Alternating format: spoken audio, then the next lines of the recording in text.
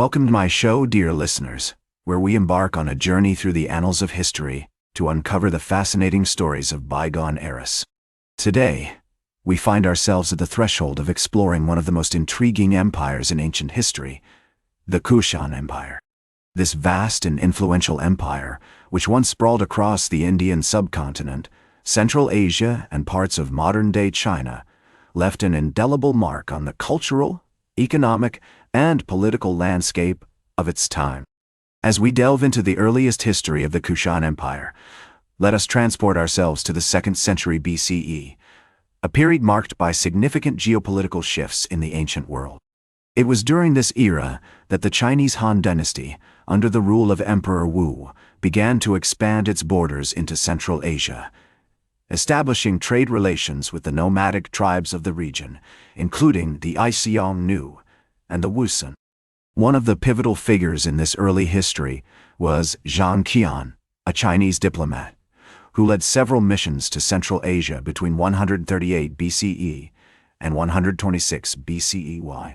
His journeys took him through present-day Kazakhstan, Kyrgyzstan, and Uzbekistan, where he forged relations with local rulers and facilitated the exchange of goods and ideas, laying the groundwork for what would eventually become the Silk Road. The Indian subcontinent, with its vibrant cities like Taxila and Mathura, was another crucial hub in this early narrative. These urban centers attracted scholars and merchants from as far away as China, Persia, and Greece, fostering a unique blend of cultures that would define the region for centuries to come.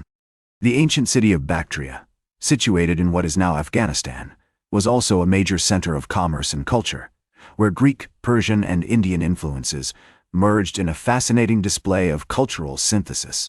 The emergence of Buddhism during this period adds another layer of depth to our story.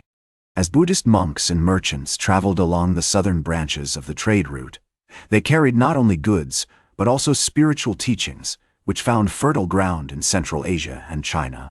The famous Buddhist monk Kumarajiva, who lived in the 4th century CE, played a pivotal role in translating Buddhist scriptures into Chinese, thereby facilitating the spread of Buddhism throughout East Asia. The historical context of the Kushan Empire's emergence was characterized by a complex interplay of politics, economics, and culture. The rise of powerful empires like the Han dynasty in China and the Kushan Empire itself created an environment conducive to trade and cultural exchange. Innovations such as the compass and the wheelbarrow further facilitated the growth of commerce and the expansion of trade routes, setting the stage for a period of unprecedented growth and transformation.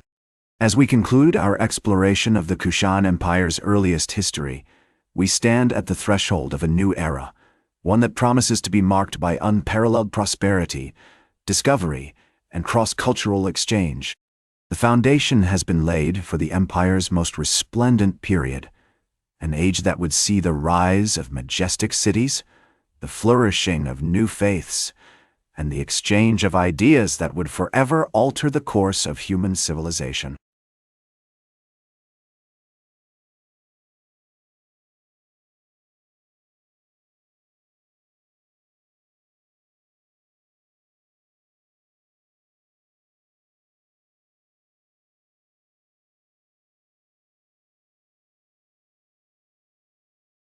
Welcome back to our journey through the annals of history, as we continue to explore the fascinating story of the Kushan Empire. It was during this era that the empire's most renowned ruler, Kanishka the Great, ascended to the throne, marking the beginning of a golden age that would be remembered for centuries to come. Under Kanishka's wise and just leadership, the empire expanded its borders, stretching from modern-day India and Pakistan to Central Asia and parts of China. One of the most significant achievements of Kanishka's reign was the establishment of a robust system of trade and commerce. The Silk Road, which had been gradually taking shape over the centuries, flourished during this period, with merchants and traders from all corners of the ancient world converging on the empire's vibrant cities. The city of Purishapura, modern-day Peshawar, was a major hub of commercial activity, attracting visitors from as far away as Rome and China. The cultural landscape of the empire was equally impressive, with a unique blend of Indian, Greek, and Chinese influences. The city of Mathura, famous for its exquisite sculpture and art, was a center of learning and culture, where scholars and artists from across the ancient world came to study and create. The iconic Kanishka stupa, built during this period, stands as a testament to the empire's architectural prowess and its deep reverence for Buddhism. Buddhism, in fact, played a significant role in the cultural and spiritual life of the empire. Kanishka himself was a devout Buddhist, and his reign saw a proliferation of Buddhist monasteries, temples, and stupas throughout the empire. The famous Buddhist monk, Vasubandhu, who lived during this period, made significant contributions to the development of Mahayana Buddhism, which would go on to shape the spiritual landscape of East Asia. As we delve deeper into this remarkable period, we find that the empire's achievements were not limited to the realm of culture and commerce. The Kushan Empire was also a center of scientific learning and innovation, with significant advances in astronomy, mathematics, and medicine. The ancient Indian astronomer, Aryabhata, who lived during this period, made groundbreaking discoveries about the solar system, including the calculation of pi and the prediction of eclipses.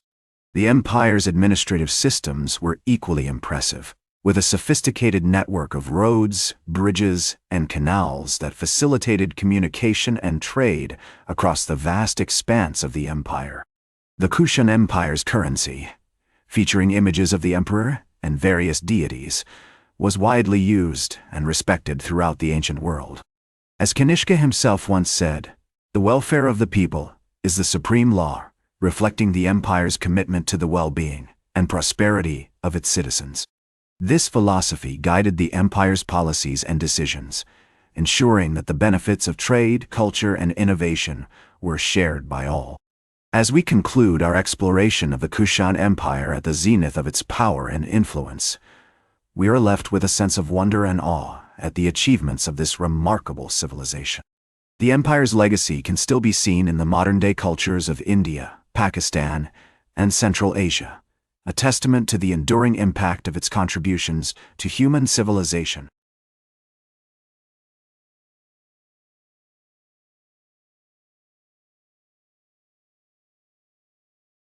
Welcome back to our journey through the annals of history as we explore the decline and aftermath of the Kushan Empire. However, by the 3rd century CE, the empire began to face significant challenges that would ultimately lead to its decline. One of the primary factors was the rise of the Sasanian Empire in Persia, which posed a major threat to Kushan trade and commerce. The Sasanians were a powerful and expansionist empire that sought to control the lucrative Silk Road, which had been a cornerstone of Kushan prosperity.